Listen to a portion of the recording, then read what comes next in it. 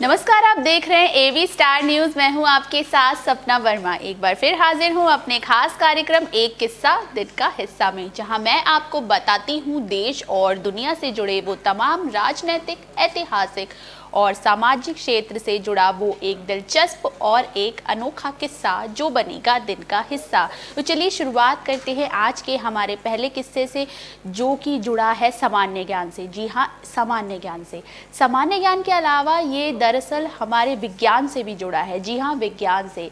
आज ही के दिन मंगलयान की लॉन्चिंग हुई थी। जी हाँ, मंगलयान की लॉन्चिंग, जो भारत के लिए बेहद ही एक प्राउड मोमेंट है। आइए नजर डालते हैं इस मंगलयान से जुड़ी तमाम दिलचस्पी बातों पर और रहस्यों पर। एक नजर डालते हैं। आइए जानते हैं आज क्या है खास।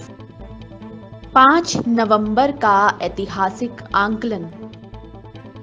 खंगालते हैं इतिहास के पन्ने। भारत अंतरिक्ष के क्षेत्र में दुनिया की किसी ताकत से कम नहीं है। इसरो ने 5 नवंबर साल 2013 को, यानी कि आज ही के दिन, 1350 किलो वजन वाले मार्स ऑर्बिटर मिशन, जिसे मंगलयान भी कहा जाता है, की लॉन्चिंग की थी और देश को एक गौरवान्वित और गर्व का मौका दिया था। इस मिशन के चलते दुनिया में भारत की पहचान अंतरिक्ष की ऊंचाइयों में धाक रखने वाले देश के रूप में होने लगी। इसके एक साल बाद ही साल 2014 में देशल ने मंगलयान को मंगल ग्रह की कक्षा में स्थापित किया। इसे दुनिया कारनामे से कम नहीं मान रही थी, क्योंकि ये पहली बार में कोई नहीं कर सका था। इस मिशन ने दुनिया को इसलिए भी हैरान कर दिया क्योंकि इसकी लागत बेहद कम थी और मंगलयान 65 करोड़ किलोमीटर का सफर तय करके मंगल ग्रह की कक्षा में पहुंचा था। महज 450 करोड़ रुपए इस मिशन पर खर्च हुए। नासा के 16वें मंगल मिशन के जरिए भेजे गए स्पेसक्राफ्ट के 48 घंटे बाद ही भारत का मंगलयान मंगल ग्रह की कक्षा में प्रवेश कर गया था। आज का दिन भारत के लिए बहुत ज्यादा ऐतिहासिक है। आइए जान आज ही के दिन स्वतंत्रता सेनानी चित्तरंजन दास का जन्म हुआ था। जी हाँ, चित्तरंजन दास का जन्म। आज का दिन एक ऐतिहासिक दिन है क्योंकि आज के दिन उनका जन्म हुआ था। चलिए बढ़ते हैं हमारे अगले किस्से की तरफ, जो कि उन्हीं के जीवन से जुड़ा है। एक नज़र डालते हैं उनकी जीवनी पर, जो कि स्वराज पार्टी से भी जुड़े रहे वो।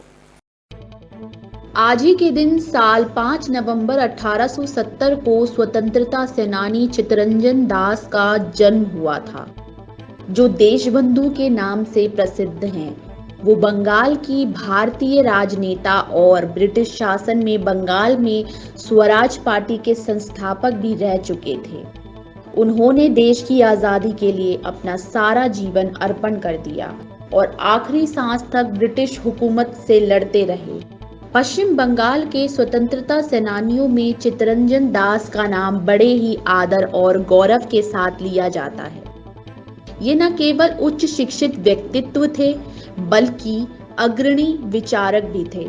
साल 1925 में लगातार ज्यादा काम करते रहने की वजह से चित्तरंजन दास की सेहत धीरे धीरे बिगड़ने लगी और इसीलिए उन्होंने कुछ समय के लिए अलग होने का निर्णय लिया और दार्जिलिंग में पर्वतों पर बने अपने घर में जाकर रहने लगे, जहां महात्मा गांधी अक्सर उनसे मिलने आया करते थे। चलिए बढ़ते हैं हमारे अगले किस्से की तरफ, जो कि जुड़ा है हिंदी साहित्यकार के जीवन से। जी हाँ, हिंदी साहित्यकार विजय देव के जीवन से जुड़ा है। आइए नजर डालते हैं उनके जीवन पर, क्योंकि आज ही के दिन उनकी पुण्यतिथि है। आज ही के दिन 5 नवंबर साल 1982 को विजय देव नारायण साई का निधन हुआ था। वो हिंदी साहित्य की नई कविता के दौर के प्रसिद्ध कवि और आलोचक थे। वो तार्स पद के कवियों में से शामिल थे। जायसी पर दिए गए उनके व्याख्यान एवं नई कविता संबंधित आलेख इनकी प्रखर आलोचकीय क्षमता के परिचारक हैं। विजय नारायण साई का जन्म अक्टूबर 1924 को काशी में हुआ। प्रयाग से उन्होंने अंग्रेजी में एमए करके 3 साल काशी विद्यापीठ और फिर प्रयाग विश्वविद्यालय में प्राध्यापक का काम किया। मजदूर संगठनों से संबद्ध रहे और कई बार जेल भी गए।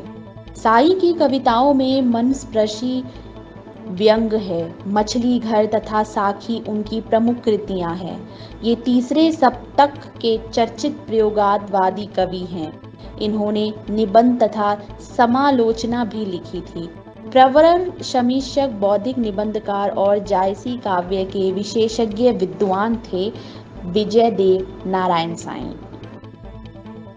इनके अकाल निधन से हिंदी कविता की दुनिया को बहुत बड़ी हानि हुई। आलोचना और नई कविता नामक दोनों पत्रिकाओं के संपादक मंडल में ये शामिल रह चुके हैं।